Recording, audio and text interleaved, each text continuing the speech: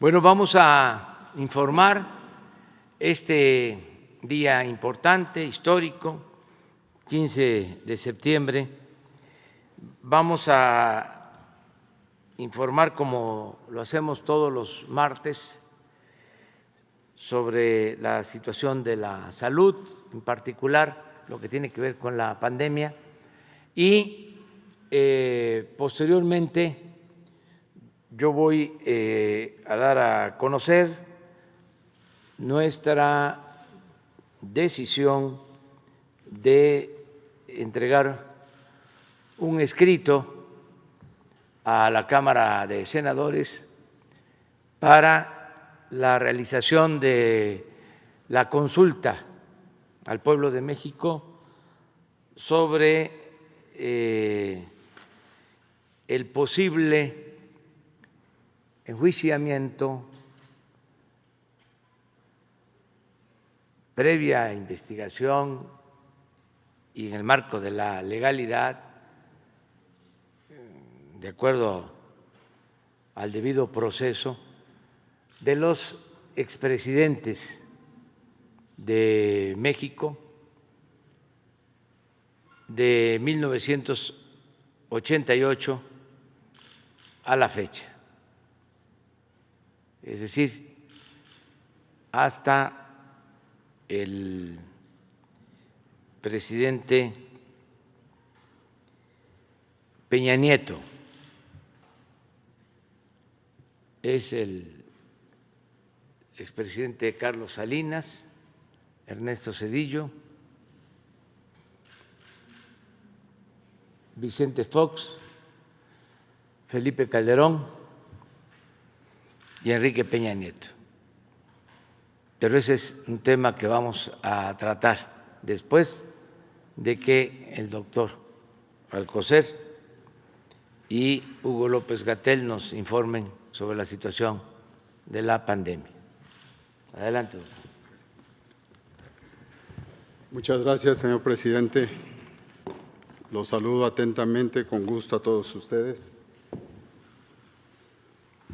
Y hoy, en el día número 107 de los informes que se dan en estas reuniones, nosotros tenemos solo un mensaje general: el hecho de que vamos bien, y esto sustentado en dos elementos, dos notas. Uno, 25 estados del país se encuentran desde hace 2 o hasta 10 semanas con sus curvas epidemiológicas hacia abajo, en descenso. Y ningún estado está en un riesgo máximo, o sea, el color con el que se inició hace meses, dejándolo varios de los estados, y que esto ya no existe, ningún estado está en semáforo rojo. Con estos datos, desde luego, tenemos la seguridad de que el proceso, tanto en lo que van a ver en la exposición breve que hará el doctor Hugo López-Gatell, vamos sin confianza, vamos respetando las medidas de seguridad, de distanciamiento y de cuidado personal, que lo hemos aprendido en estos meses y que nos ha conducido a darle al pueblo lo mejor que se puede en esta epidemia en atención al ser humano. Entonces, Hugo, por favor.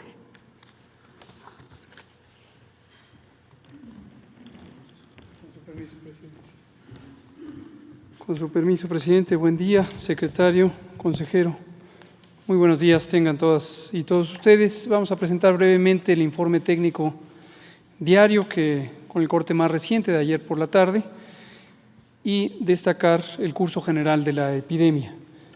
Tenemos, como dice el doctor Alcocer, 107 días desde este proceso de nueva normalidad, y hemos estado informando casi 200 conferencias de prensa vespertinas. Podemos ver en la curva epidémica de agregación semanal, que ya ha sido presentada varias veces, la presentamos diariamente, los indicadores que nos muestran este descenso de la curva epidémica, es decir, este descenso de la intensidad de la epidemia de COVID-19, la pandemia causada por el coronavirus SARS-CoV-2. Lo que vemos es en esta línea naranja que está arriba de la gráfica, es el porcentaje de personas que teniendo los síntomas de COVID y habiendo sido detectadas, se les ha estudiado por métodos de laboratorio y se encuentran positivas a la infección por el virus SARS-CoV-2. Llegamos a un punto máximo en la semana 27 del año de 57%, y desde entonces ha ido disminuyendo progresivamente de una manera sostenida, y en este momento, abriendo la semana 36, que es la que están en los datos, vivimos en este momento en la semana 38, tenemos ya 38% de positividad. Este es uno de los indicadores universalmente aceptados de disminución de la intensidad epidémica.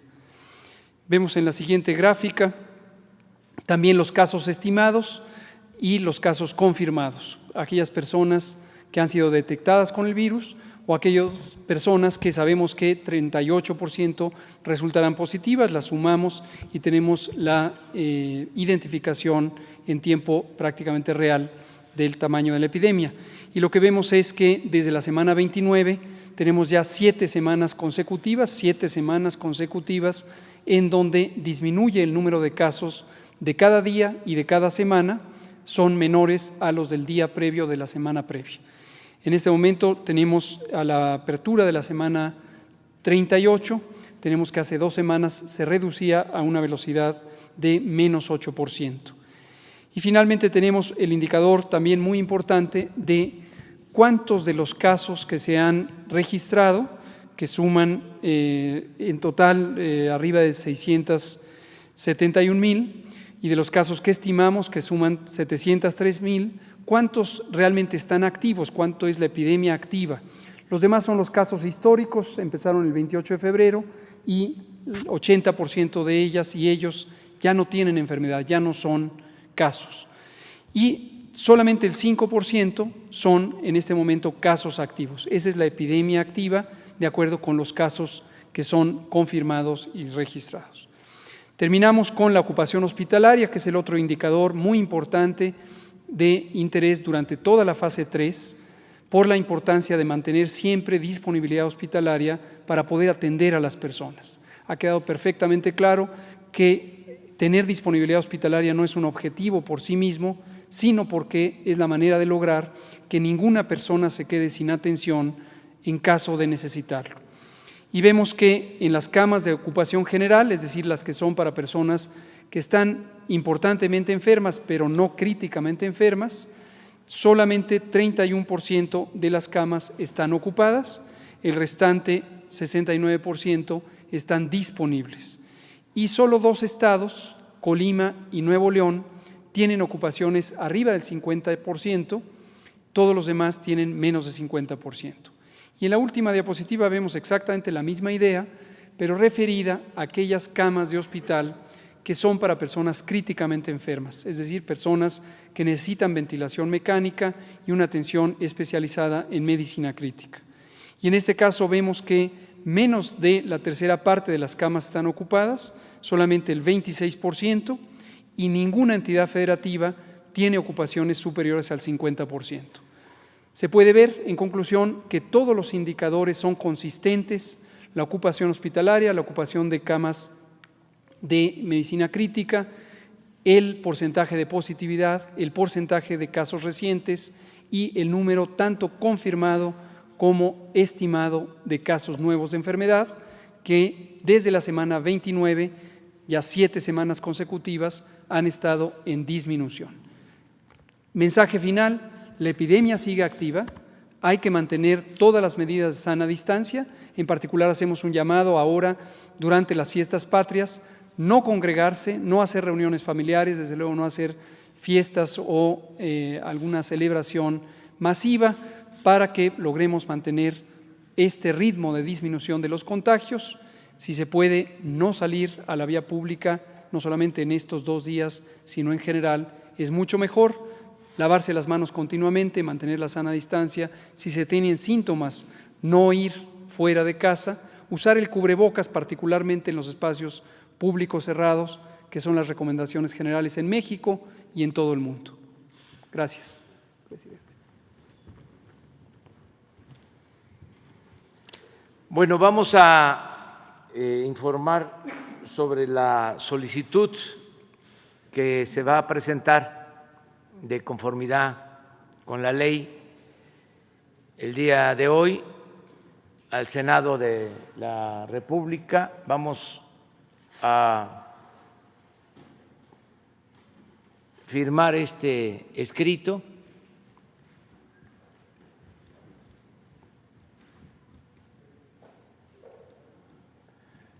Lo vamos a entregar, por eso me acompaña el consejero jurídico Julio Scherer Ibarra. Se va a entregar hoy a las 11 de la mañana al Senado. Vamos a entregar este documento, me informa el consejero jurídico que ya estableció comunicación con los representantes del Senado, tanto con el presidente del Senado como con Ricardo Monreal, que es el coordinador de los grupos parlamentarios en el Senado, y van a recibir este escrito. Quiero comentarles que es muy satisfactorio el que un grupo de ciudadanos haya tomado también la iniciativa de recoger las firmas para solicitar esta consulta. La información que tengo es de que sí van hoy a tener las firmas que se requieren, que ya están ordenando las firmas y que ya van cerca de 2 millones de firmas de ciudadanos. De todas formas, porque hoy vence el plazo, consideré importante presentar también este escrito para tener más seguridad sobre la solicitud de la realización de una consulta a todos los ciudadanos. Antes de firmar el documento, lo voy a leer para que se pueda conocer lo más ampliamente posible. Lo van a poner en pantalla, pero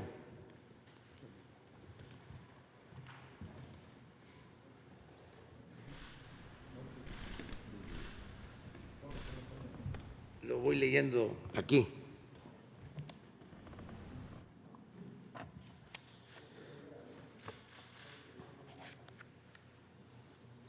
A las y los senadores del Honorable Congreso de la Unión presentes, el suscrito Andrés Manuel López Obrador, presidente de los Estados Unidos mexicanos, en ejercicio de la facultad que me confiere la Ley Federal de Consulta Popular, en su capítulo segundo, artículo 12, fracción primera, presento formalmente a ustedes la siguiente petición de consulta popular para la jornada electoral que habrá de celebrarse el domingo 6 de junio de 2021 o en la fecha que establece el recién reformado artículo 35 de la Constitución, a fin de preguntar al pueblo de México sobre el asunto de trascendencia nacional que se describe y fundamenta en la siguiente exposición de motivos. Primero, entre el 1 de diciembre de 1988 y el 30 de noviembre de 2018, México vivió un periodo caracterizado por la concentración desmesurada de la riqueza, quebrantos monumentales al erario, privatización de los bienes públicos, corrupción generalizada, procesos electorales viciados y prácticas gubernamentales que desembocaron en un crecimiento descontrolado de la violencia, la inseguridad pública, la violación masiva de derechos humanos, la impunidad como norma y el quebrantamiento del Estado de Derecho en extensas zonas del territorio nacional. Esa etapa trágica de la vida del país se denomina periodo neoliberal o neoporfirista. Segundo, los males señalados en el párrafo anterior no ocurrieron de manera fortuita, sino que fueron consecuencia de la aplicación durante 5 sexenios de un modelo político y económico elitista, antidemocrático, antinacional y antipopular. Las más altas esferas del poder público y específicamente quienes ejercieron la titularidad del Poder Ejecutivo dieron fe en innumerables ocasiones, tanto de palabra como en los hechos, de su adhesión a las políticas privatizadoras, su determinación de privilegiar a los grandes poderes económicos y de su empecinamiento en estrategias de seguridad violentas, inhumanas y contraproducentes. En suma, los desastres humanos, sociales y nacionales sufridos por el país durante esos 30 años fueron resultado de una suma de actos voluntarios y racionales por parte de quienes lo gobernaron en ese lapso. Tercero, el neoliberalismo gobernante se tradujo en la pérdida de centenares de miles de vidas, en decenas de miles de desapariciones, en la conculcación de derechos políticos y sociales, en el crecimiento de la pobreza, la desigualdad, la marginación, la informalidad y la descomposición social, en el deterioro sostenido de los sistemas públicos de salud y educación, en la desprotección de millones de jóvenes y adultos mayores, en el acoso depredador en contra de las comunidades indígenas, en un pronunciado deterioro de las instituciones, en la pérdida de soberanía y en la devastación de las industrias petrolera y eléctrica, entre otras consecuencias graves. Cuarto, la desigualdad en México se profundizó precisamente durante el periodo neoliberal o neoporfirista.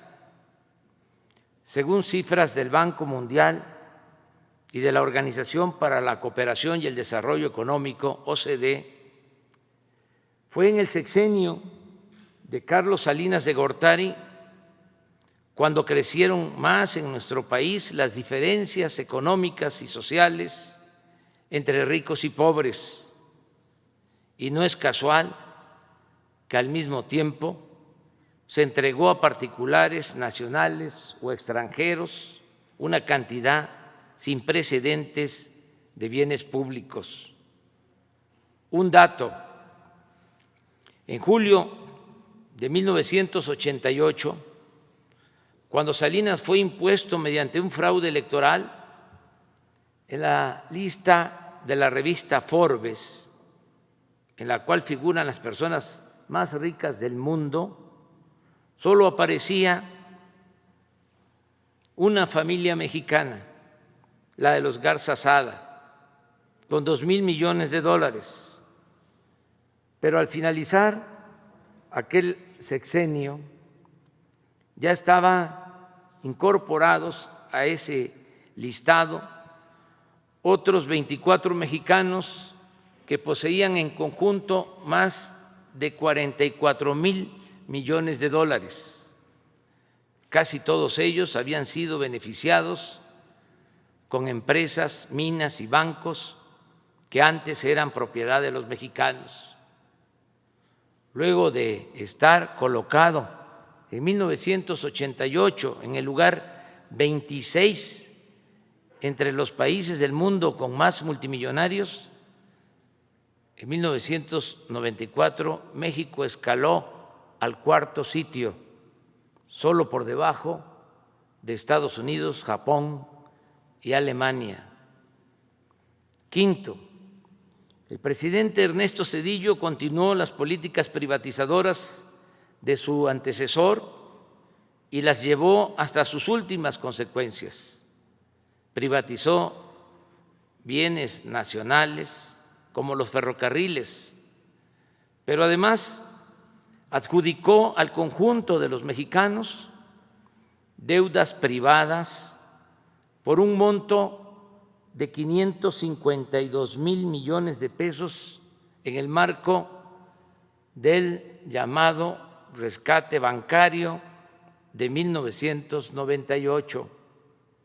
A la fecha, aunque el país ha pagado a los bancos 700,000 millones de pesos por bonos del FOAPROA, esa deuda pública asciende a cerca de 2 billones y no terminará de saldarse sino hasta el año 2070. Sexto, Vicente Fox Quesada llegó a Los Pinos como resultado del anhelo social de alcanzar la democracia y la alternancia. Sin embargo, cuando se acercaba el final de su gestión, intervino indebida e ilegalmente en el proceso electoral a fin de impedir el triunfo de la oposición. Tal intromisión no solo fue reconocida en el fallo con el que el Tribunal Electoral del Poder Judicial de la Federación legalizó el turbio proceso electoral de 2006, sino que el propio Fox, quien al año siguiente, en una entrevista con Telemundo, admitió, cito, que era importante detener a López Obrador, y en 2010 se jactó, cito, de haber cargado los dados del proceso electoral. De esa forma traicionó el mandato democrático al que se debía y los principios mismos de la democracia. Séptimo, desde el inicio de su sexenio, Felipe Calderón Hinojosa embarcó al país en una estrategia militar supuestamente orientada a combatir el narcotráfico, que exacerbó la violencia y multiplicó las zonas del territorio nacional bajo control de las bandas delictivas, pese a las innumerables y conocidas advertencias de que tal política habría de resultar contraproducente y terriblemente costosa para México. Lo más grave, colaboradores suyos y periodistas independientes le señalaron los indicios de que su secretario de Seguridad Pública, Genaro García Luna, era cómplice de una de las facciones del narcotráfico, pero el gobernante no hizo absolutamente nada. A la luz de la detención y el enjuiciamiento de García Luna en Estados Unidos, la actitud de Calderón solo puede explicarse como fruto de una extremada irresponsabilidad o de complicidad activa o pasiva con la delincuencia organizada. Octavo, la irrupción de grandes cantidades de dinero de procedencia desconocida en la campaña presidencial de Enrique Peña Nieto fue señalada desde 2012 sin que ello tuviera consecuencias legales o llevara al Tribunal Electoral a anular la elección, como en ese tiempo desde la oposición formalmente lo exigimos. Sin embargo, declaraciones recientes de Emilio Lozoya Austin, director general de Pemex durante el sexenio de Peña Nieto, han permitido documentar que parte de ese dinero provino de sobornos anticipados de la empresa Odebrecht.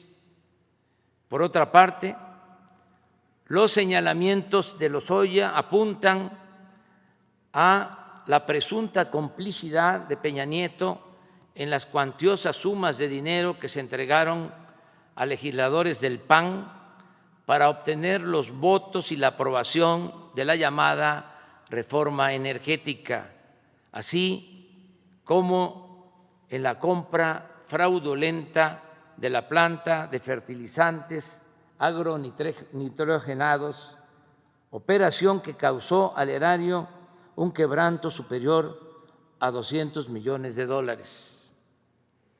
Noveno, los hechos referidos en los párrafos anteriores, más muchas otras calamidades no relatadas en aras de la brevedad, generaron una creciente e inocultable indignación que desembocó en múltiples exigencias de justicia en sectores ampliamente mayoritarios de la sociedad mexicana. Tales exigencias se toparon con una diversidad de mecanismos de encubrimiento e impunidad, con la adulteración de disposiciones legales, con las componendas de los partidos subordinados al régimen, con el silencio cómplice de la mayoría de los medios de información nacionales y extranjeros, con acuerdos tácitos de protección entre los presidentes salientes y los entrantes, y con aparatos de procuración de justicia puestos al servicio de los propios gobernantes. Décimo, desde el primer día de mi gobierno se han incrementado las peticiones populares de esclarecimiento y justicia para las acciones presuntamente delictivas que posiblemente cometieron los expresidentes Carlos Salinas de Gortari, Ernesto Zedillo Ponce de León, Vicente Fox Quesada, Felipe Calderón Hinojosa y Enrique Peña Nieto en el ejercicio del cargo. No obstante, el masivo clamor de justicia se enfrenta a zonas grises del marco legal, como las limitaciones que establece el artículo 108 constitucional en curso de modificación para actuar penalmente en contra de un presidente en funciones, o como la consideración de delitos imprescriptibles que los mencionados habrían cometido o habían podido cometer en el ejercicio de la presidencia. 11, el país se encuentra en este punto, en una situación en la que una demanda social mayoritaria carece de un cauce institucional nítido y de una vía clara de expresión en las leyes vigentes, y en las que es ineludible que el Estado emprenda un proceso de esclarecimiento a este respecto.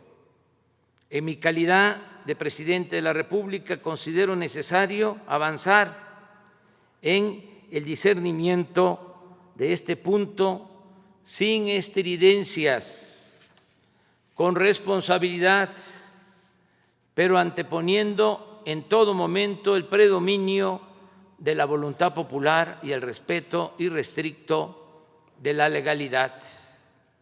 12, independientemente del curso que tomen las acciones legales en los procesos en contra de diversos exfuncionarios, tanto en México como en el extranjero, la decisión de si debe esclarecerse en términos legales la actuación de los 5 expresidentes referidos ha de considerarse un tema de trascendencia nacional y que por su proyección histórica y sus implicaciones políticas amerita ser puesto a la consideración de la ciudadanía en un espíritu de democracia participativa. Es pertinente señalar que no es esta la primera ocasión en la que promuevo tales ejercicios. Se han realizado con respecto a la construcción del aeropuerto en Texcoco, la planta eléctrica de Huesca, Morelos, la cervecera de Mexicali y el Tren Maya, y he promovido la inclusión en la Carta Magna de las consultas regulares de revocación de mandato. 13, en mi toma de posesión, consciente de la relevancia y las implicaciones de juzgar penalmente a quienes ejercieron la presidencia, propuse la realización de una consulta popular como un paso necesario para resolver sobre este delicado asunto. Si el pueblo da su aprobación, las instituciones responsables de desahogar las potenciales acusaciones tendrán un enorme respaldo para realizar esa tarea con absoluta libertad.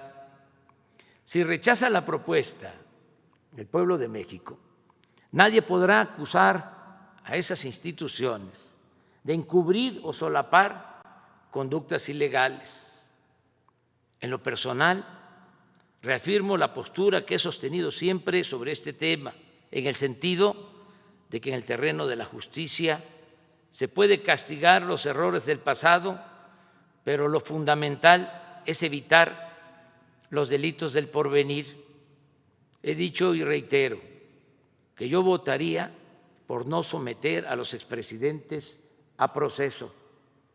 Sin embargo, de realizarse la consulta, respetaré el fallo popular, sea cual sea, porque en la democracia el pueblo decide y por convicción me he propuesto mandar obedeciendo. En otras palabras, nunca traicionaré la confianza del pueblo y no seré cómplice de la impunidad, ni voy a ser tapadera de acciones turbias del pasado, pero tampoco pretendo impulsar represalias contra nadie, porque como lo he afirmado en numerosas ocasiones, no es mi fuerte la venganza. 14.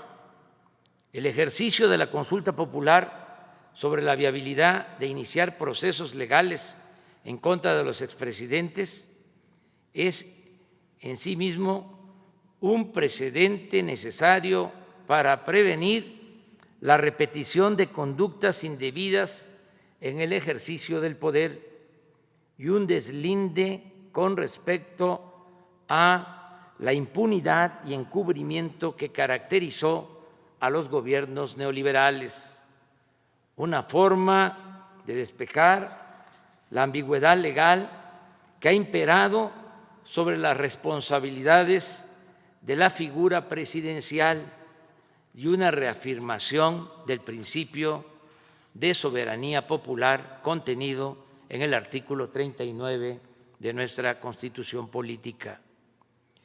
15.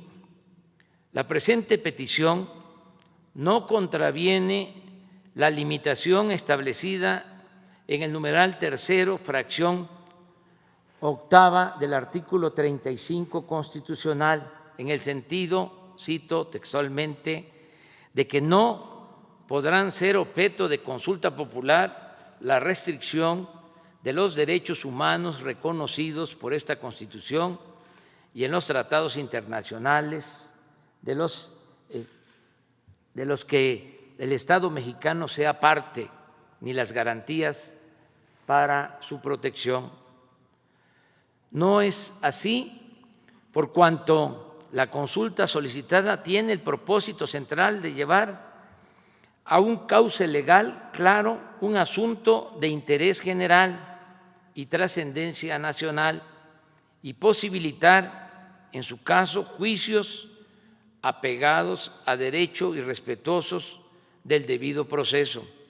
Por el contrario, la consulta popular pedida reafirma el derecho a participar en los asuntos públicos estipulado en el artículo 25 del Pacto Internacional de los Derechos Civiles y Políticos y el 23 de la Convención Americana sobre Derechos Humanos, y reafirma el derecho a la justicia plasmado en el artículo 17 de la Constitución Política de los Estados Unidos Mexicanos. 16. El tema que motiva la presente petición de consulta popular repercute en todo el territorio nacional e involucra al conjunto de la población en términos del artículo 6 de la Ley Federal de Consulta Popular, al estar involucrados sus intereses e instituciones y dado que los hechos que la originan revisten por sí mismos una importancia y gravedad tal que es preciso someterlos a este mecanismo de participación ciudadana. En consecuencia, y en cumplimiento a la fracción tercera del artículo 21 de la Ley Federal de Consulta Popular, propongo la siguiente pregunta: ¿está de acuerdo o no con que las autoridades competentes, con apego a las leyes y procedimientos aplicables, investiguen y en su caso sancionen la presunta comisión de delitos por parte de los expresidentes Carlos Salinas de Gortari, Ernesto Zedillo Ponce de León, Vicente Fox Quesada, Felipe Calderón Hinojosa y Enrique Peña Nieto, antes, durante y después de sus respectivas gestiones? Por lo aquí expuesto, solicito respetuosamente a ustedes, primero, tener por aceptado en tiempo y forma el presente escrito. Segundo, dar cuenta de la presente petición de consulta popular y turnarla a la Comisión de Gobernación y, en su caso, a las comisiones que correspondan para su análisis, dictamen y cumplimiento de las etapas procesales correspondientes, con fundamento en lo dispuesto por la fracción primera del artículo 27 de la Ley Federal de Consulta Popular y demás disposiciones aplicables. Palacio Nacional, Ciudad de México, 15 de septiembre de 2020. Voy a firmar. El documento lo entrega hoy el consejero jurídico, como ya dije, al Senado.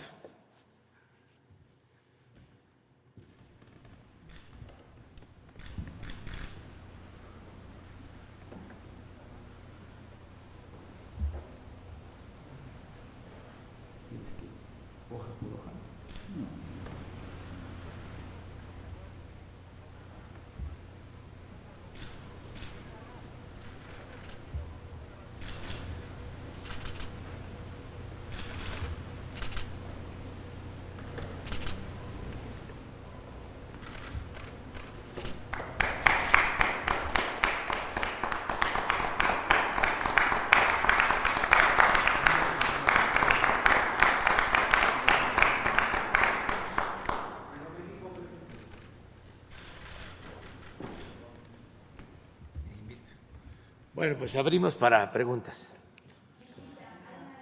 Lista. Carlos Domínguez. Buen día, presidente. Carlos Domínguez, de Nación 14. Antes que nada, felicidades por esta consulta, presidente, por esta presentación de solicitud de consulta. El 14 de febrero de este año, presidente, traje aquí una petición de unos indígenas mexicanos, jugadores de un deporte 100% mexicano. Gracias a una gestión de usted se llevó a cabo lo que pedían. Ellos publicaron una invitación para usted y la doctora Claudia Sheinbaum en agradecimiento a estas gestiones que se hicieron, de que vayan a la inauguración de su pasajuego de pelota 100% mexicano aquí en el aeropuerto, cerca del aeropuerto de la Ciudad de México. ¿Estaría usted dispuesto a acudir ahí? Porque pues es el rescate, presidente. Llevaban 12 años pidiendo que se rescatara su tradición hasta que usted llegó, como lo ha dicho en este momento. Hubo un cambio de verdad, los fueron escuchados estos indígenas y se rescató el deporte. Preguntarle, ¿iría o mandaría a alguien a la inauguración del rescate de este deporte, sí o no? Y ahorita, si me permite, otra. Bueno, pues vamos a ponernos de acuerdo con Claudia Sheinbaum y nos comunicamos con ustedes, contigo, para ver si en una gira por la ciudad. Claro. La inauguración de este espacio va a ser el 6 de noviembre, para que lo contemple si es que están sus posibilidades. En cuenta. Claro, presidente. Y en otro contexto, como ya sabe, la semana pasada, precisamente el miércoles 9, asesinaron en Veracruz al periodista Julio Valdivia, cruelmente asesinado, presidente. En este tema, pues los asesinatos contra periodistas no se detienen, presidente, no se han detenido ni siquiera con la llegada de la Cuarta Transformación. Por un lado, el discurso de los gobiernos de todas las entidades federativas y del gobierno federal, pues son la protección de los derechos individuales de los ciudadanos y la libertad de expresión, pero por el otro la impunidad permea en todos los casos de periodistas y activistas asesinados, tanto en este gobierno como en el pasado. Cuando no es el cuando no es un juez del Poder Judicial, es una fiscalía la que falla, presidente. A veces las dos, tal como ocurrió en el caso que me compete de mi padre, Carlos Domínguez, asesinado en Nuevo Laredo el 13 de enero del 2018, y cuyo asesinato ha sido altamente politizado tanto a nivel nacional como estatal por tratarse de un político de Morena, el presunto asesino, presidente. Cabe resaltar que este personaje hoy tiene 2 órdenes de aprehensión en Tamaulipas y una ficha roja de Interpol, se encuentra en calidad de prófugo. Hace 16 meses vine aquí a pedirle su ayuda, pero por el contrario, 5 meses después, en septiembre del año pasado, un juez de Nuevo Laredo decidió liberar a todos los imputados. Hoy están libres y el caso está estancado en la total impunidad. ¿Quién falló? No lo sé, Pues ni la Fiscalía ni el Poder Judicial de Tamaulipas me responden la demanda que es legítima de justicia, porque alguien se atrevió a asesinar a un periodista, a mi papá, por investigar desvío de recursos del periodo pasado, presidente. Tratar con desprecio a las víctimas es una práctica totalmente frecuente, tanto de las fiscalías como del Poder Judicial, y se lo digo por experiencia, presidente. Aprovechando que hoy mi país, México, cumple un año más de libertad, con instituciones sólidas y con una democracia con liderazgo que hoy es ejemplo reconocida a nivel mundial, con un presidente verdaderamente legítimo como usted, presidente, le quisiera preguntar algo y que me responda más que como presidente, como ciudadano, ¿no? Con sinceridad.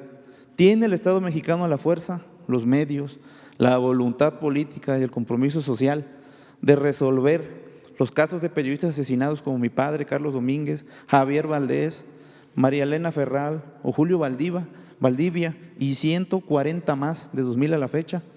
En el entendido de que estos casos no son de su competencia, señor presidente, y que le corresponde a otras instituciones su atención, pero que han fallado rotundamente, presidente. Sería todo. Sí, es un compromiso que tenemos de que se acabe con la impunidad en el país. Tenemos desventajas, pero también tenemos ventajas, elementos malos y elementos buenos. Las desventajas pues tienen que ver con un régimen que durante mucho tiempo protegió a la delincuencia y que se corrompió por completo, sobre todo en lo relacionado a la impartición de justicia. Es parte de lo que estoy denunciando el día de hoy. Y son prácticas muy enraizadas, enquistadas. Son también maneras de pensar, de mentalidades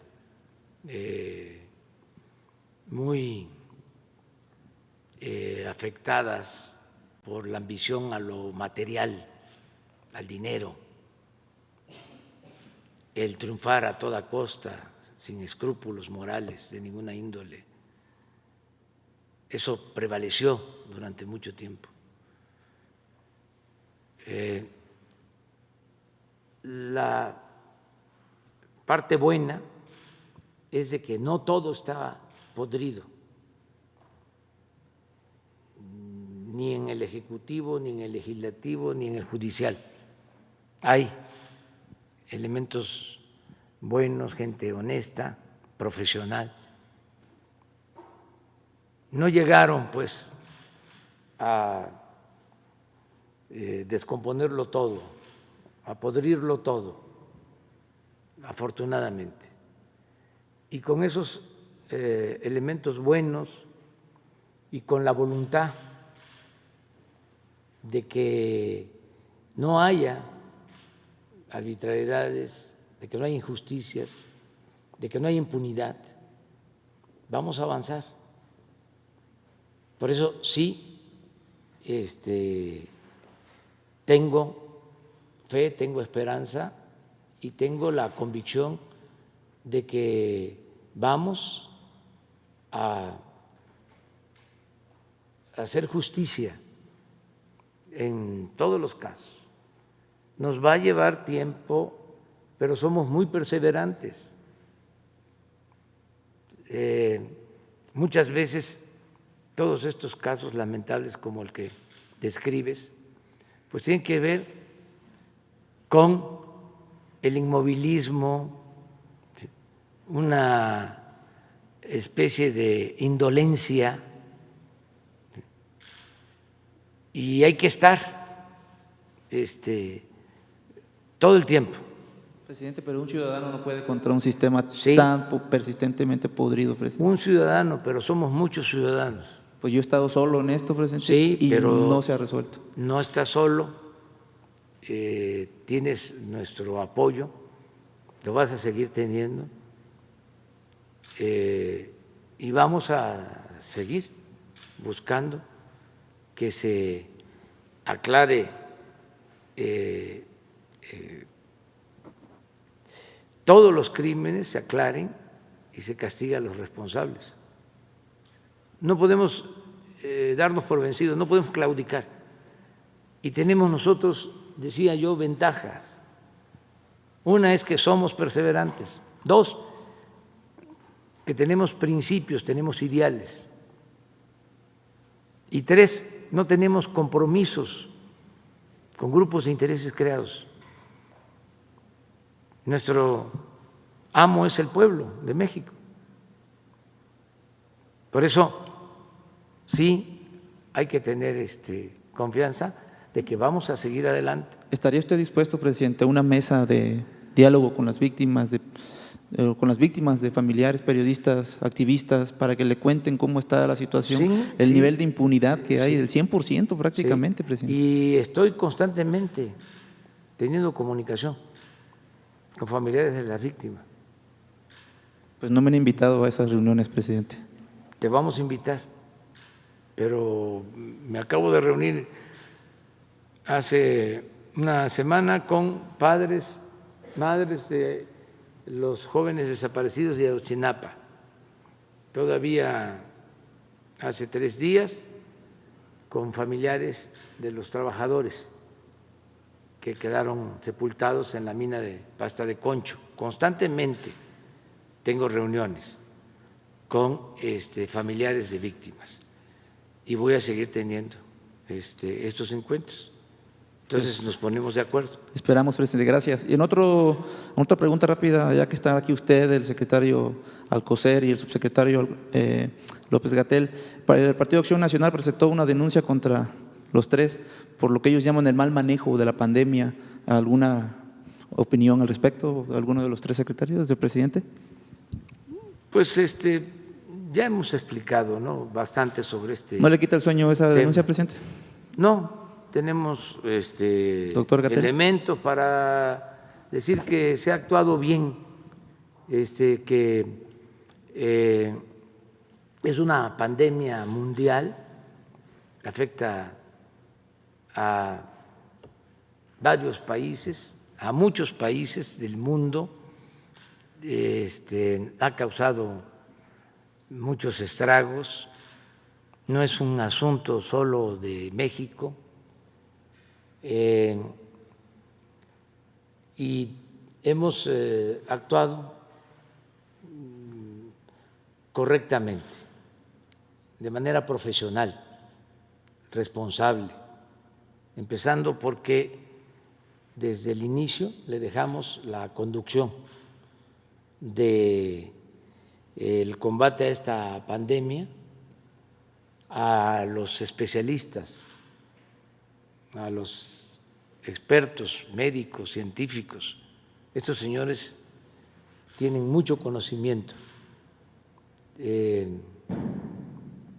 el equipo que ha manejado esta pandemia es de lo mejor que hay en el país y de los mejores científicos también del mundo. No creo que haya en otros países un equipo manejando este asunto lamentable como se tiene en México. Hemos contado con el apoyo de profesionales, no lo manejan políticos, no se maneja con ocurrencias, se maneja profesionalmente y nos hemos unido todos, todo el sector salud,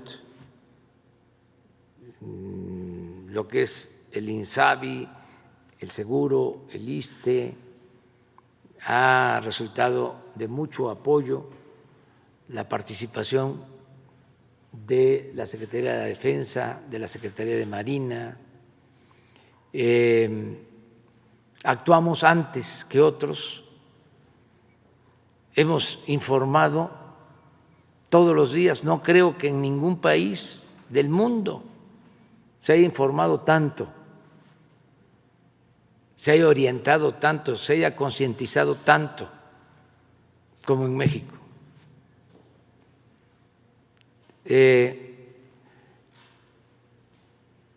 Encontramos un sistema de salud muy debilitado en el suelo y lo levantamos. Encontramos que no había médicos suficientes, especialistas suficientes, y en meses, que fue toda una hazaña, formamos, capacitamos a médicos generales para enfrentar la pandemia, para atender enfermos de COVID. Reconvertimos hospitales para la atención de enfermos de COVID. Adquirimos equipos. Hemos destinado cerca de 40,000 millones de pesos. No hemos cobrado la atención médica. Ha sido atención médica gratuita para todo el pueblo. Nadie se ha quedado sin una cama, nadie se ha quedado sin atención. No olvidemos lo que sucedió en algunos países en donde hubo saturación y estaban los enfermos en la calle. Llegaron hasta decidir a optar por atender a los más jóvenes y dejar a los adultos mayores para después. Esto pasó hasta en Nueva York. Esto no sucedió, afortunadamente, en nuestro país. ¿Por qué hemos salido adelante? Porque contamos con el apoyo del pueblo de México, que sin autoritarismos nos ha hecho caso en el momento más difícil que necesitábamos aplanar la curva para no saturar los hospitales, porque todavía no teníamos los ventiladores ni teníamos los especialistas. La gente se guardó y eso nos ayudó a que nunca se saliera de control la pandemia. Los resultados, siempre digo que son malas las comparaciones, pero hemos tenido menos fallecidos en términos de población que en el Perú, que en Chile, que en Ecuador, que en Brasil, que en Estados Unidos, y menos fallecidos que en otros países de Europa. Y afortunadamente, como aquí se ha dicho, ya está bajando, poco, pero ya va a la baja esta pandemia tan terrible. Entonces, el que presenten denuncia en contra de nosotros sobre eso, la verdad, pues no nos afecta, sobre todo en lo emocional, porque cuando uno tiene principios, el tribunal que nos juzga es el tribunal de nuestra conciencia. Ese es el que más debe de preocuparnos. En este caso, pues hemos hecho todo lo que ha estado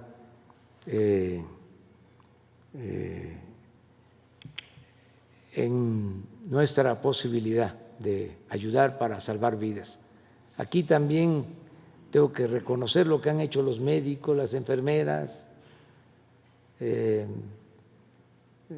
a pesar de la fatiga, que siguen ayudando. Un signo de solidaridad de los trabajadores de la salud es que a pesar de el ambiente de ataques por parte de los que se sentían dueños de México y de sus medios de información, a pesar de que nos atacan mucho, no hay protestas de enfermeras, de médicos, están en su trabajo, no haciendo caso a la politiquería, actuando con humanismo.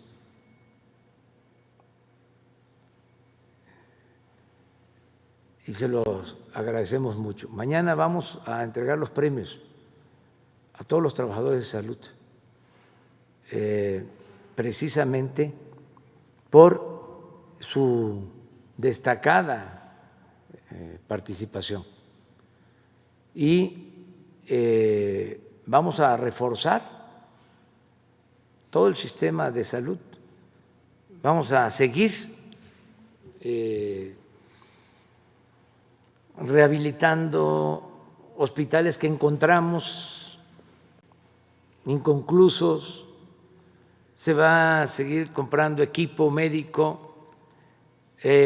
Aprovecho para agradecerle a la gente porque ya se tiene la meta, ya se cumplió la meta de los boletos que se necesitaban vender para la rifa del avión.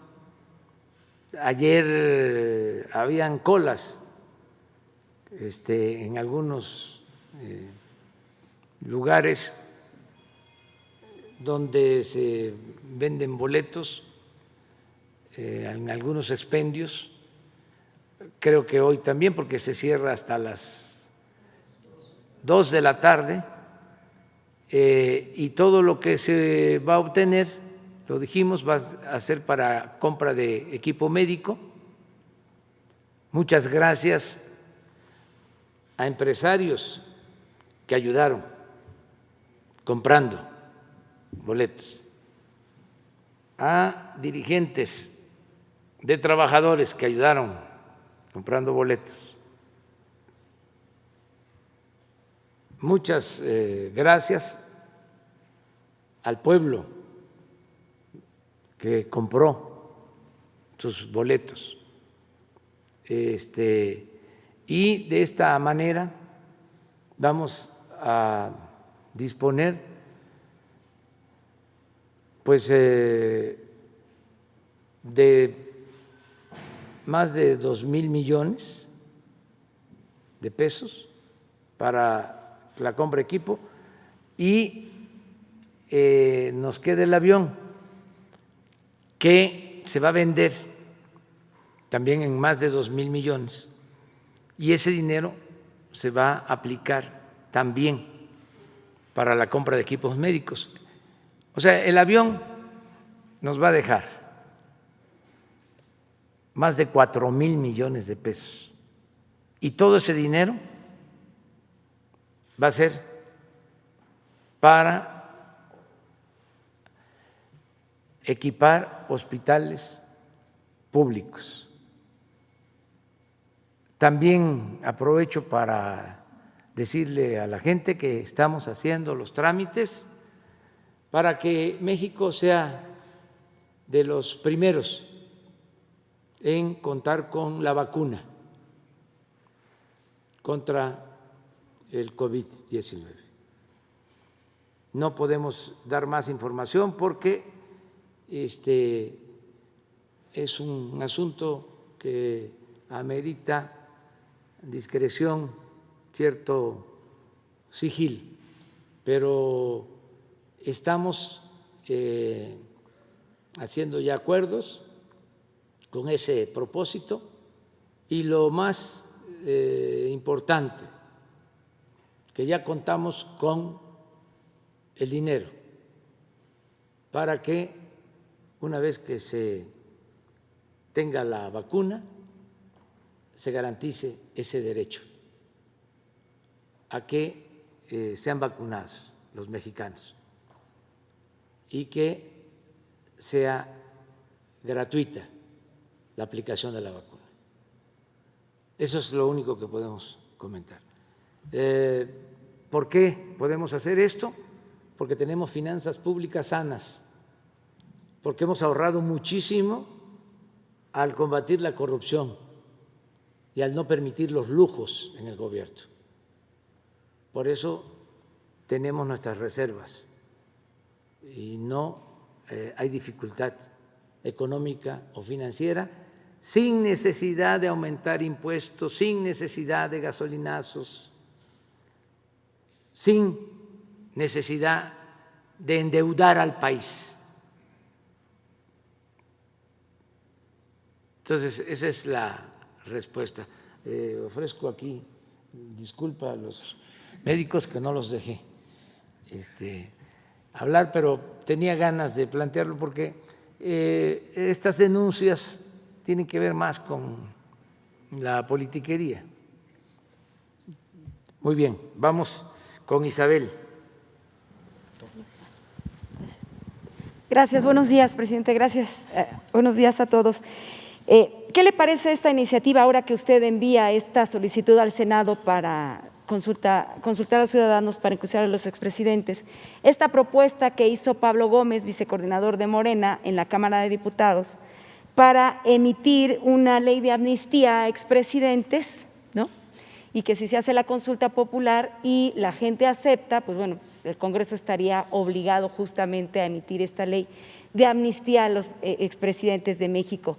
Esto va más con su punto de vista del punto final y de ver hacia adelante, genera que siga habiendo intocables en nuestro país. ¿Y qué les dice a los críticos que han empezado a decir que esta solicitud que usted enviará hoy al Senado es más una estrategia electoral que un afán verdadero, un afán genuino de que haya justicia, que se sancione el mal desempeño que hayan tenido en su caso los expresidentes y si jurídicamente esto puede prosperar ante tanto la Fiscalía General de la República como en los propios tribunales judiciales? Bueno, por primero favor. Que el iniciar el proceso, como lo sostengo, va a ayudar a que se aclare si se puede o no legalmente juzgar a los expresidentes, porque hay mucha incertidumbre sobre este tema. Entonces, va a ayudar a que las autoridades competentes resuelvan, ¿sí? Sobre el procedimiento. Acerca de que si es un asunto político, pues sí, esto lo vengo planteando desde hace mucho tiempo, pero para que no quede duda, que lean, y lo recomiendo, mi discurso de toma de posesión del día 1 de diciembre. Y ahí trato el tema. No es una ocurrencia, es algo que ya he venido planteando, incluso desde la campaña. Entonces no es algo nuevo. se presenta esta oportunidad porque solo se puede solicitar esta consulta de conformidad con la ley del 1 al 15 de septiembre. Entonces, si no se hace la solicitud, ya no se podría hasta dentro de 3 años. Entonces, qué bien que participaron los ciudadanos que están recolectando las firmas y que al parecer ya están cumpliendo, pero para asegurar de que se pueda llevar a cabo la consulta, si así lo considera el Senado, la Cámara de Diputados y la Suprema Corte de Justicia, pues por eso presento este escrito. Acerca de lo que propone el diputado Pablo Gómez, pues hay muchas opiniones, pero lo mejor siempre es consultar, preguntarle al pueblo. Este es un ejercicio de democracia participativa y pues no son los expertos que por lo general no escuchan mucho al pueblo, no recogen los sentimientos de la gente, son como círculos de pensamiento, de opinión, pero muy desprendidos, muy divorciados del pueblo. Entonces, una consulta es preguntarle a la gente y tenerle confianza al pueblo, y va a permitir en todo este tiempo que haya una polémica sobre este tema y ayuda mucho, como lo planteo, para que no haya repetición también, independientemente del castigo, que no se vuelvan a cometer atrocidades, que desterremos la corrupción, la impunidad. Es que hay cosas que sucedieron muy graves, que no voy a volver a mencionar, pero todo esto ayuda, y hacerlo, como lo planteo, sin estridencia, con responsabilidad y en el marco de la legalidad existente, ver si con las leyes que se tienen se puede llevar a cabo estos procesos o hay impedimentos o prescripciones, limitaciones, pero que nos los digan los ministerios públicos, los jueces, ¿qué le dice los magistrados, los ministros, los que tienen a su cargo la impartición de justicia. ¿Cuál es en este sentido la opinión del consejero jurídico de la Presidencia? ¿Qué le dijo a usted? ¿Se puede o no se puede? Independientemente de que sean las otras instituciones, los otros órganos los que vayan a determinar. Es que hay opiniones divididas. ¿Cuál es la opinión del señor Scherer? La opinión de él es lo que estamos nosotros haciendo. Sí se puede, entonces. Estamos pidiendo que se realice la consulta y sostenemos que es constitucional la pregunta, es decir, que se apega a lo que exige la ley. ¿Y no todos los delitos que pudieron haber cometido los expresidentes han prescrito? Eso lo tiene que decidir la autoridad competente. Nosotros lo que estamos haciendo es, de acuerdo a nuestras facultades, solicitar que se realice la consulta. Y consideramos que es un proceso apegado a la Constitución y a la ley de la materia y que la pregunta que estamos haciendo es constitucional, es decir, cumple con el requisito de lo que exige la ley. Y eso lo tiene que resolver la Suprema Corte de Justicia. En el caso de Pablo Gómez, ¿le participó que presentaría esta iniciativa? No, es que ahora más que nunca hay libertades. No, me refiero a si le anticipó No, que lo iba a hacer, pues. No. Además no tiene por qué hacerlo. Somos libres. Hay que ejercer a plenitud nuestras libertades. Las libertades no se imploran, se conquistan. Todos tenemos que participar. Antes no se podía hablar, todo era con línea del presidente. ¿Cuál es la línea? Pero nosotros que venimos de la oposición, en el caso de Pablo Gómez, nunca ha consultado conmigo nada.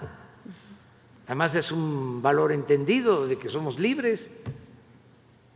Ya parece que Pablo Gómez me va a estar consultando No, de lo que va a decir, o que me va a estar consultando el licenciado Porfirio Muñoz Ledo o el ingeniero Cárdenas.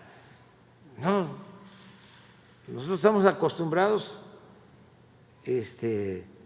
a decir lo que sentimos y a defender nuestros principios, nuestra manera de ver las cosas. Pero así todos. Entonces, ¿quién decide al final? Pues el ciudadano.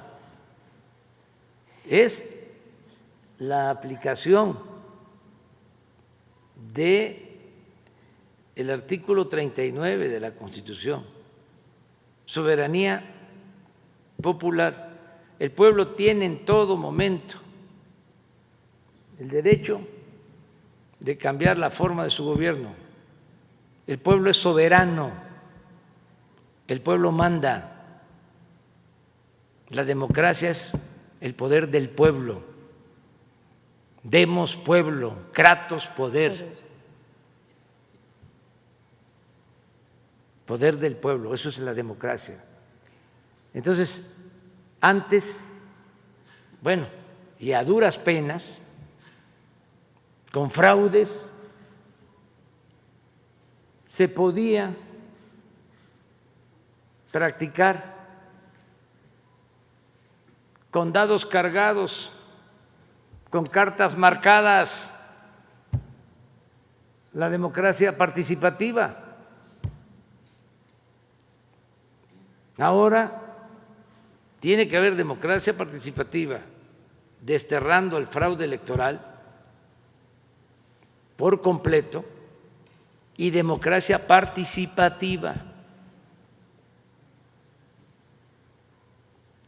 Todos estos mecanismos de consulta a los ciudadanos. En otro tema, quisiera saber qué ha pasado o qué se decidió por parte de la Secretaría de la Función Pública en torno a esta investigación que hizo en el caso de Miguel Ángel Osorio Chong, secretario de Gobernación, por presuntas inconsistencias en su declaración de bienes. Ya lo que se supo públicamente por parte también de la Secretaría es que ya estaba en la última etapa pues para decidir lo que procedía, si venía una sanción o bien se remitía a la Fiscalía General de la República. ¿Qué pasó en ese caso? No tengo información acerca del estado en que está la investigación que hace la Secretaría de la Función Pública. No tengo información, pero hoy mismo voy a pedirle a la secretaria de la Función Pública que informe sobre este tema. Okay. Finalmente, también aprovechando la presencia del licenciado Scherer, le pediría que abundara un poco sobre los motivos que lo llevaron a registrar su nombre ante el Instituto de la Propiedad Industrial. Durante muchos años, durante todos sus recorridos, pues veíamos muchas personas que vendían tazas, muñequitos, playeras, todo tipo de artículos con su nombre. Ahora ya está registrado. ¿Qué lo llevó y qué implicaciones tiene para el mediano plazo y para posterior tiempo? Pues es un asunto, vamos a decir, de formalidad. No es nada No es- de fondo. Desde hace algún tiempo se tiene registrado lo del movimiento nuestro, bueno, hasta como me dicen, amigos y enemigos, el peje bueno. está registrado. Ajá. Lo tiene registrado un compañero, un amigo. Entonces ahora se registró el nombre, pero pues yo no cobro por eso. O sea, Pero finalmente es una marca, ¿no? no. Por Yo eso no sé de marcas, o sea, que nos es hable un el procedimiento, doctor que nos hable el experto en vamos a leyes. decir, formal. Ahí está el licenciado Scherer. mire. No, Ya ve, yo casi no viene, entonces, no. no. Y si es con esos propósitos, pues yo les digo a los que siempre me han Justamente, acompañado, además. La pregunta es eso, ¿qué implicaciones tiene ahora que su nombre está nada, registrado? absolutamente. O sea, O el canal pueden de utilizar YouTube, por autorizo, ejemplo. sí, para hacer cosas buenas, que utilicen mi nombre. Sí, porque, bueno, gracias. Vamos con Sandra.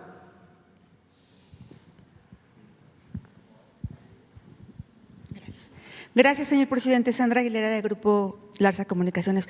Presidente, le quiero hablar acerca de Tila, Chiapas, que bueno, nos han hablado varias personas, varios pobladores que se encuentran ahí, que se sienten secuestrados, porque los ejidatarios autónomos ligados al EZLN los secuestraron, pusieron unas puertas para entrar, les cobran el acceso, les cobran la salida, les cobran por poner feria, les cobran por pasar, les cobran por todo esto. Estas mismas personas sacaron a las autoridades oficiales, quemaron el municipio y todas las oficinas de gobierno. Ellos le están solicitando, señor presidente, que envíen a la Guardia Nacional, ya que tuvieron un enfrentamiento y hubo muertos, y el gobierno estatal no ha hecho nada, y solicitan su apoyo, sobre todo con la Guardia Nacional. Gracias, presidente. Bueno, sí, conozco Tila y también el problema. Vamos a pedir que intervenga el gobierno del Estado. Ahora que fui a Palenque, llegó una comisión a entrevistarse. Conmigo me entregaron un escrito y sí, amerita que participe el gobierno del Estado. Es una división, es un enfrentamiento muy lamentable. No pasaba esto antes en Tila. Conozco Tila desde hace 60 años. Fui de niño a Tila, cuando se iba a pie, en peregrinación, porque ahí hay un Cristo, se llama el Señor de Tila. Entonces, desde mi pueblo, desde Tepetitán, salían peregrinaciones 2, 3 días de camino para llegar a Tila. Es un santuario importante. Luego, como sucede en Chiapas y en todo el país, fue avanzando también la religión evangélica, y en Chiapas conviven en armonía católicos y evangélicos, y eso lo celebro mucho. Y también libres pensadores.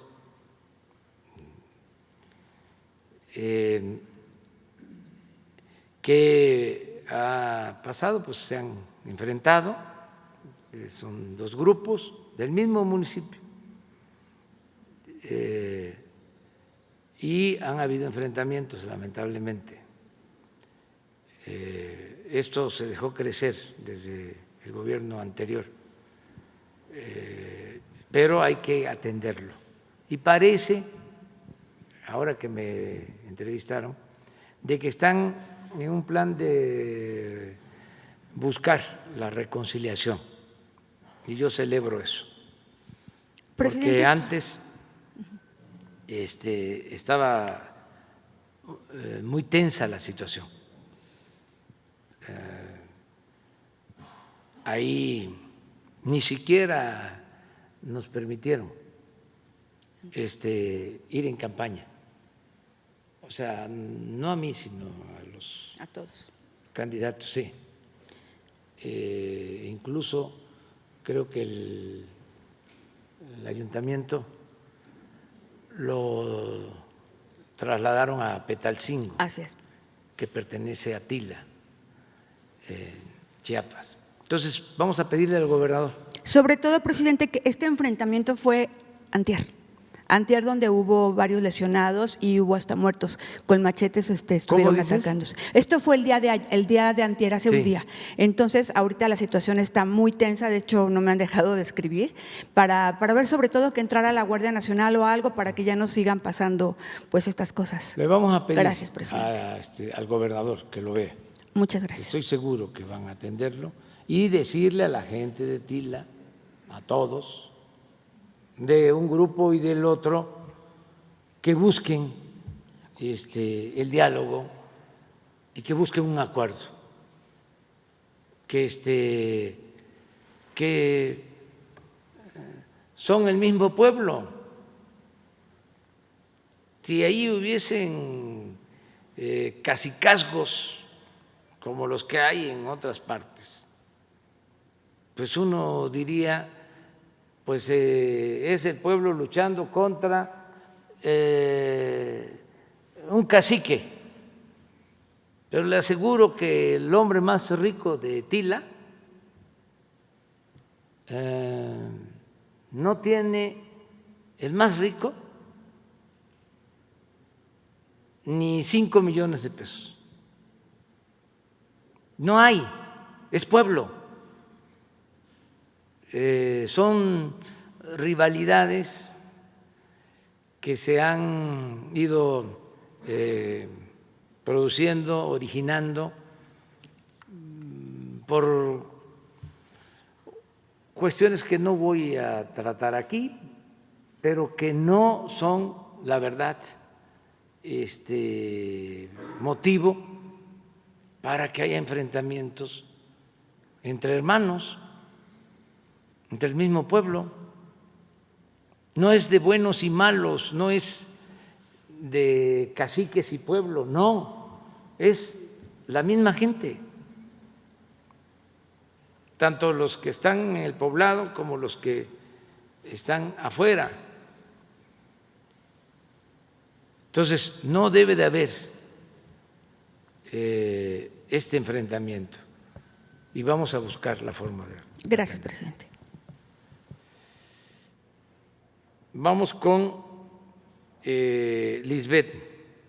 Gracias, presidente. Lisbeth Álvarez, de Diario Basta, Hoy Tabasco y Grupo Cantón, de Grupo Cantón. Presidente, usted había dicho que no quería meterse a investigar expresidentes porque no había tiempo que perder para privilegiar el proyecto de la Cuarta Transformación. ¿Cree que esta consulta a expresidentes podría afectar la consideración de la 4T? ¿Espera una embestida de expresidentes? Por otro lado, ¿propondría la creación de una fiscalía especial para juzgar a los expresidentes? Sí, mire, yo quiero aclarar porque sería bueno, no podrías poner mi discurso de toma de posición, el del día 1 de diciembre. No, el texto porque ahí está muy claro lo que me estás preguntando.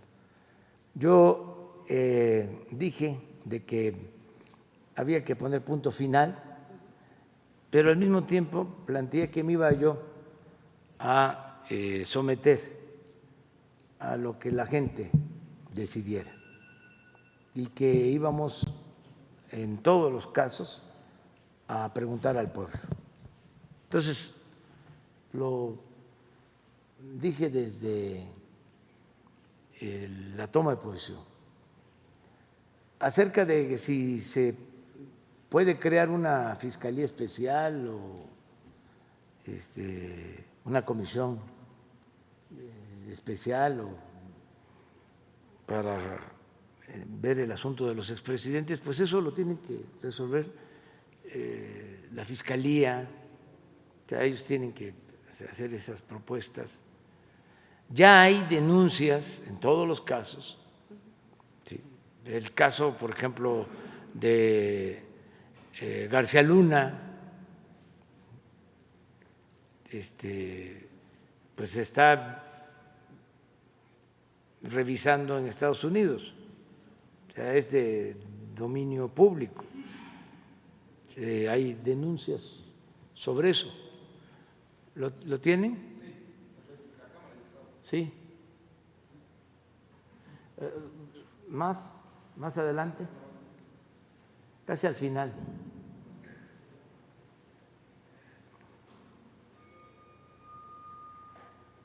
A ver, ahí.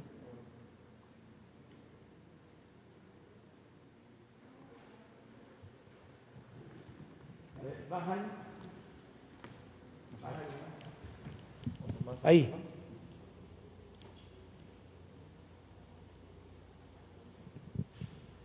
No.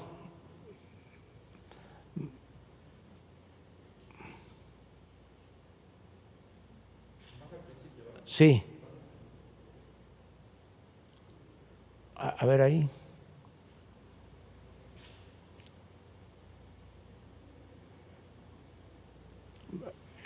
Es exactamente la hoja anterior, para que se entienda más. A ver,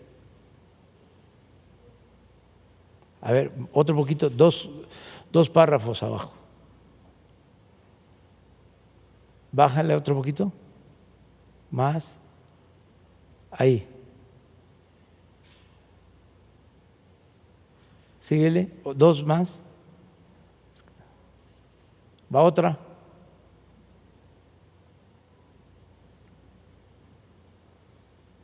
Otra.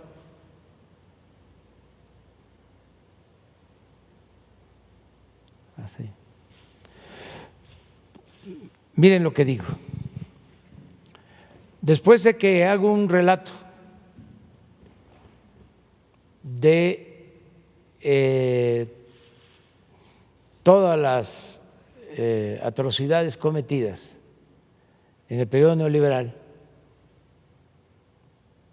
hablo, en el periodo neoliberal la corrupción se convirtió en la principal función del poder político. Por eso, si me piden que exprese en una frase el plan del nuevo gobierno, respondo: acabar con la corrupción y con la impunidad. Pero al contrario de lo que pudiera suponerse, esta nueva etapa la vamos a iniciar sin perseguir a nadie, porque no apostamos al circo ni a la simulación. Queremos regenerar de verdad la vida pública de México. Además, siendo honestos, como lo somos, si abrimos expedientes, dejaríamos de limitarnos a buscar chivos expiatorios, como se ha hecho siempre, y tendríamos que empezar con los de mero arriba, tanto del sector público como del sector privado.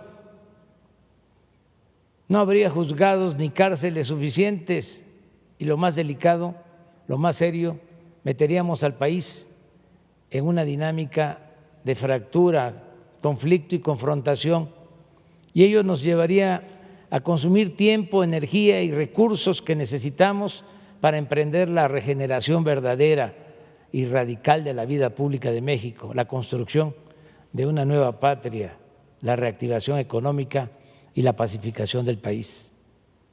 Estamos ante un asunto político de Estado y como tal debemos enfrentarlo. Mi postura al respecto la definí con toda claridad desde la campaña. Dije que no es mi fuerte la venganza y que si bien no olvido, sí soy partidario del perdón y de la indulgencia. Además, y esto es muy importante, creo precisamente que en el terreno de la justicia se puede castigar los errores del pasado, pero lo fundamental es evitar los delitos del porvenir. En consecuencia, propongo al pueblo de México que pongamos un punto final a esta horrible historia y mejor empecemos de nuevo. En otras palabras, que no haya persecución a los funcionarios del pasado y que las autoridades encargadas desahoguen en absoluta libertad los asuntos pendientes.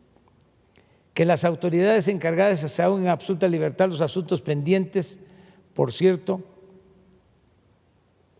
esto es una improvisación. Hoy se constituye una comisión de la verdad para castigar los abusos de autoridad, para atender el caso de jóvenes desaparecidos de Ayotzinapa. Que se castigue a los que resulten responsables, pero que la presidencia se abstenga de solicitar investigaciones en contra de los que han ocupado cargos públicos o se hayan dedicado a hacer negocios al amparo del poder durante el periodo neoliberal. Desde mi punto de vista, en las actuales circunstancias, es más severa y eficaz la condena al régimen neoliberal, dejar en claro su manifiesto fracaso y su evidente corrupción y hacer todo lo que podamos para abolir el régimen neoliberal y someter a procesos judiciales o a juicios sumarios a sus personeros. Aquí el texto es hacer todo lo que podamos para abolir el régimen y someter a procesos judiciales o a juicios sumarios a sus personeros, quienes al fin y al cabo, ya que eso es lo menos importante, no dejan de ser menores ante la esperanza de todo un pueblo y la fortaleza de una nación como la nuestra. Pero aquí está. Pero de cualquier manera, como en todos los asuntos de trascendencia para la vida pública del país, yo defenderé con libertad y argumentos mi postura del punto final y de pensar y trabajar hacia el porvenir, pero la ciudadanía tendrá la última palabra, porque todos estos asuntos se van a consultar a los ciudadanos. Esta es la respuesta.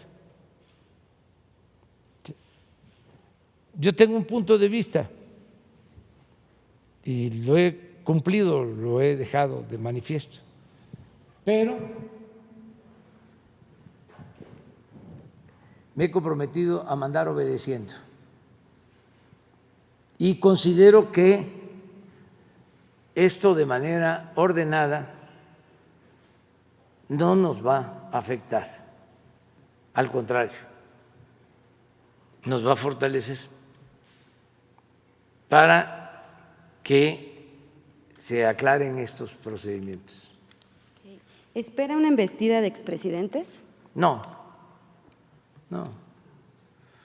porque ellos saben de que se debe de respetar la voluntad de los ciudadanos. Muy bien. Gracias. Pablo Velázquez. Buenos días, presidente. Secretario, subsecretario y consejero. Hoy le quiero plantear dos propuestas, pero antes le quiero comentar Un caso que le platiqué, los paisanos se siguen quejando del mal servicio de los funcionarios que no funcionan en los consulados y embajadas. El 27 de mayo inicié gestiones en la Cancillería para visitar consulados, fui ignorado. El 15 de julio se lo pedí a usted el respaldo, me lo dio y al día de hoy sigo siendo ignorado por la Cancillería. Eso se lo dejo de tarea, a ver si nos pueden apoyar. La primera propuesta también es en tema de política exterior. Hasta el día de hoy el sistema de exportar al mundo embajadores, cónsules y funcionarios, que muchos de ellos no funcionan, no ha dado resultado, presidente. En el pasado eran premios o pagos de cuotas. Algunos de ellos por primera vez salen del país y es muy fácil salir con un pasaporte diplomático, tener quien te reciba en el aeropuerto, tener casa y un cheque seguro. Tal vez por eso no han servido los funcionarios. Presidente, le propongo algo muy sencillo. Si ya están los mexicanos en el extranjero, ¿por qué no hacer a nuestros paisanos, embajadores, cónsules y funcionarios? Son ellos los que conocen a los demás y saben las necesidades de cada uno. Más que un quién es quién en los consulados, son ellos los que le tomarían el pulso de la migración. Y entiendo que en algunos casos existiría algún problema por el protocolo de nombrarlos ante el Senado. Pero voy a aprovechar que está aquí nuestro consejero jurídico, el licenciado Julio Scherer, y estoy seguro que él encontrará una solución al problema. Presidente, si queremos resultados diferentes en nuestras oficinas en el extranjero, pongamos a despachar en ellas a una nueva casta de mexicanos. No sé si… Muy bien, pues vamos a seguir insistiendo, vamos a pedirle a Marcelo Ebrard que te atienda para que le expongas Segundo tus puntos de vista. presidente, el mensaje de hoy que enviará al mundo hablará de una imagen, pero es muy diferente seguramente a la realidad. Los grandes retos de México no solo son la pandemia, la economía, la seguridad, el avión, los expresidentes, existe uno mayor y de mayor urgencia. La sociedad está dividida, al menos en dos grandes grupos, los pro 4T y los contra 4T. Entre otros grupos también, tal vez más chicos, pero no de menor importancia.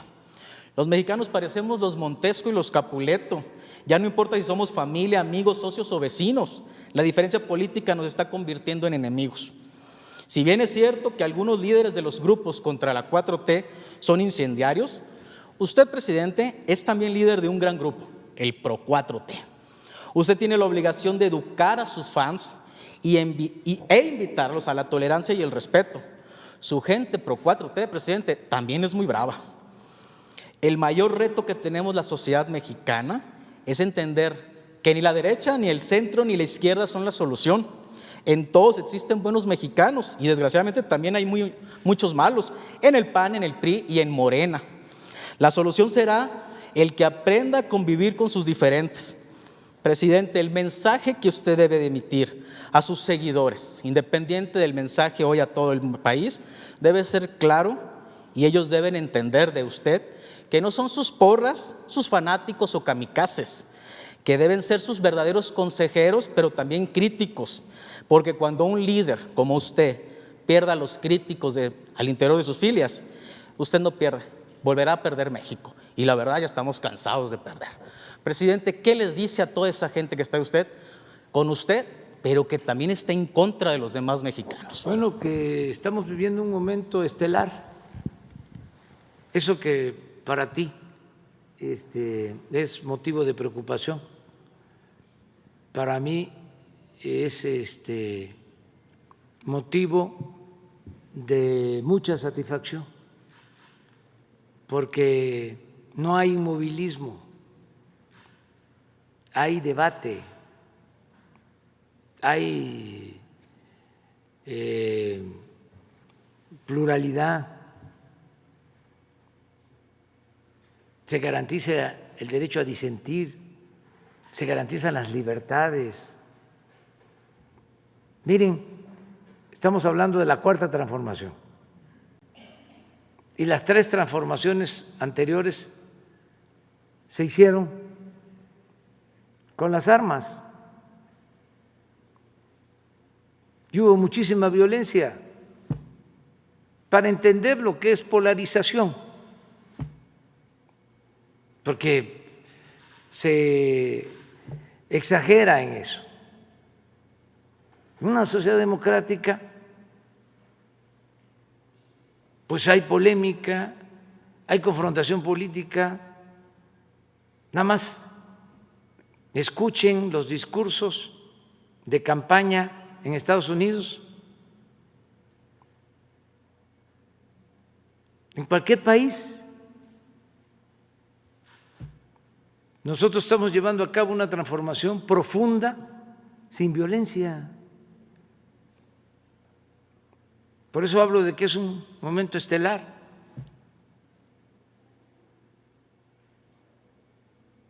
Y tiene que haber diferencias. ¿Cómo no van a estar molestos nuestros adversarios si pertenecían a un régimen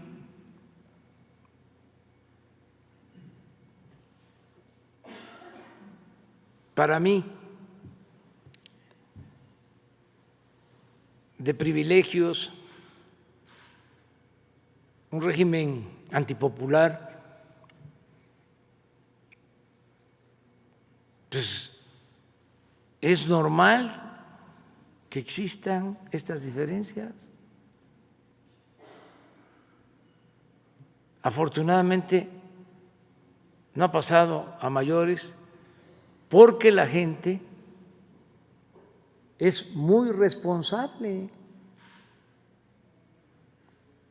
Puede ser que haya en las élites de la llamada clase política o de la sociedad política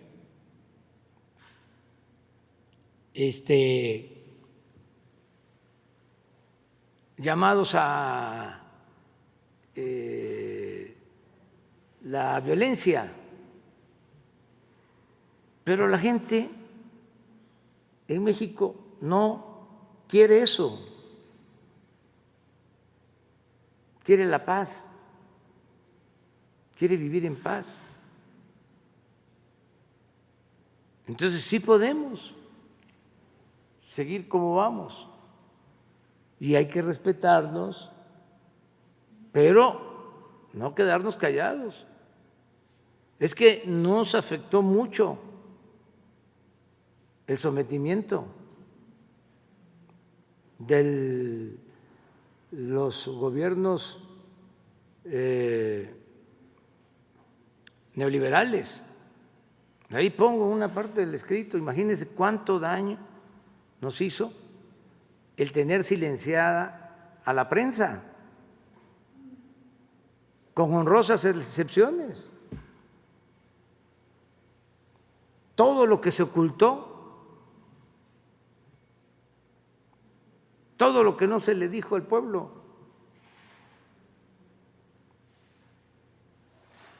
todo esto que se está dando a conocer, por ejemplo, lo del dinero para la campaña del expresidente Peña Nieto, pues lo denunciamos, pero formalmente. Se presentaron pruebas del manejo indebido de dinero.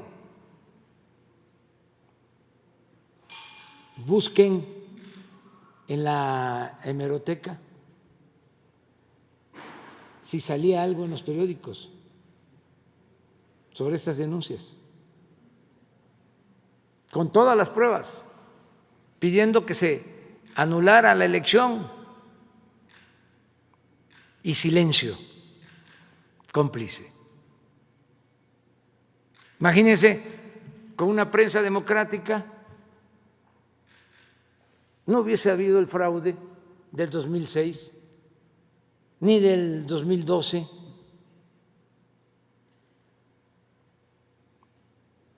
¿Qué hicieron en el 2006 con el fraude? Pues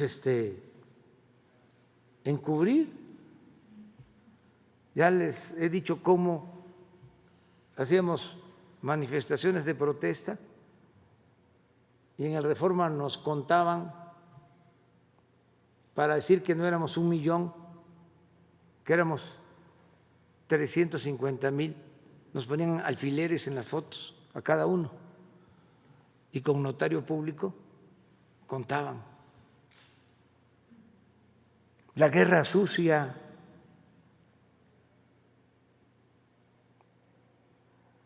Entonces, ya no a ese silencio cómplice,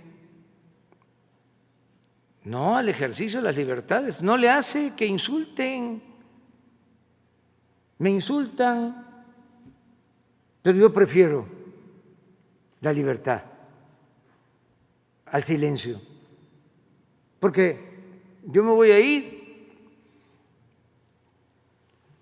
No, voy a ser eterno y además soy partidario de la no reelección y no me creo insustituible y no tengo demasiado apego al poder. Pero a ver, que venga,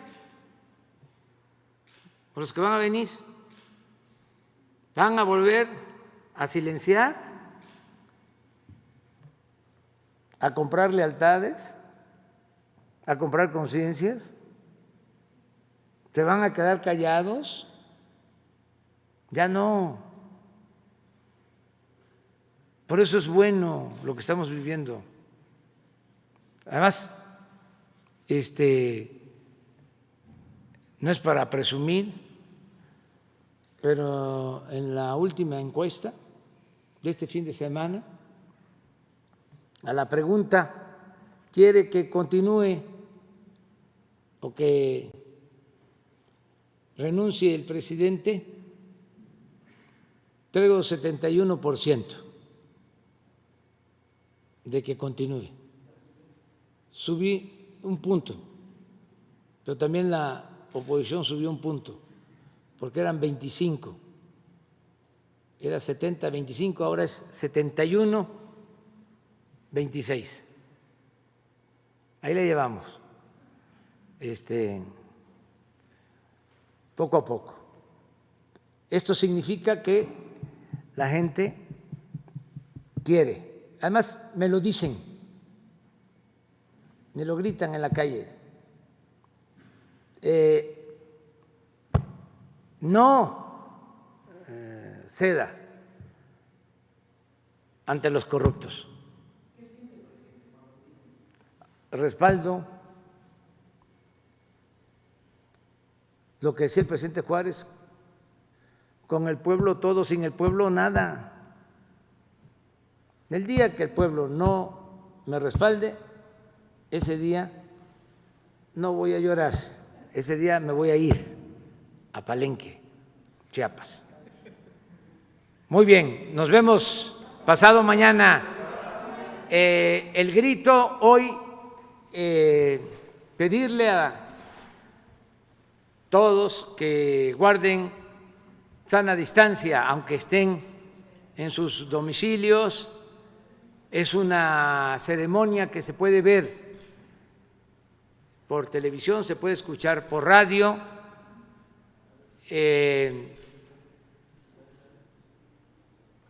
Podemos participar desde nuestros domicilios, podemos participar con la distancia correspondiente, sin acercarnos mucho. En la familia donde vivimos podemos participar y recordar esta gesta histórica de nuestro pueblo y de los padres y madres de nuestra patria. Entonces, invito para que participen todos los mexicanos. A las 11 de la noche va a haber la ceremonia, igual que el año pasado, 20 vivas, nada más que hay unos nuevos, 20 vivas que invito a todos a gritar. invito a todos a que festejemos nuestra independencia nacional y se va a transmitir por estos señores que son profesionales, se va a transmitir y también en los medios, la televisión, la radio, el internet, las benditas redes sociales. Entonces se va a poder ver y también va a haber música y fuegos pirotécnicos. Va a ser una noche interesante. O sea, estamos padeciendo por la pandemia, vamos a recordar eso también, recordar a los fallecidos, a sus familiares, abrazarlos,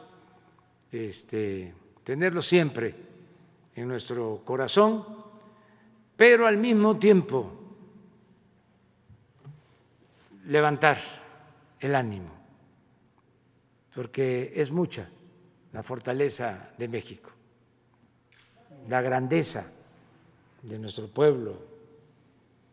Entonces, por eso se va a encender una antorcha en el Zócalo, la antorcha de la esperanza, porque la esperanza es una fuerza muy poderosa y vamos a salir adelante.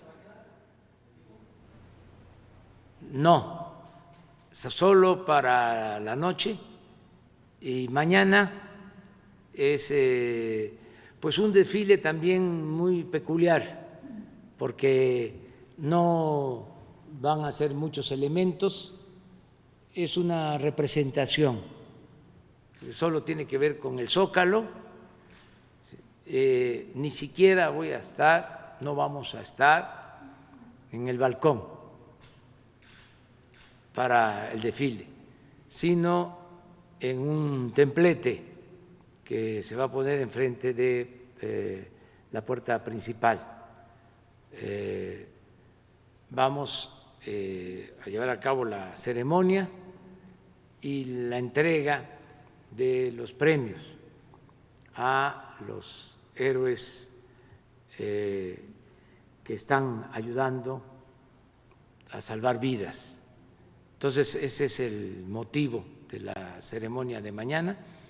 Sí va a haber representantes de todas las fuerzas, tanto de la Marina como de la Secretaría de la Defensa y la Guardia Nacional, pero son representaciones. Y los aviones, eso sí, el espectáculo de los aviones. Entonces, están todas y todos invitados. Nos vemos.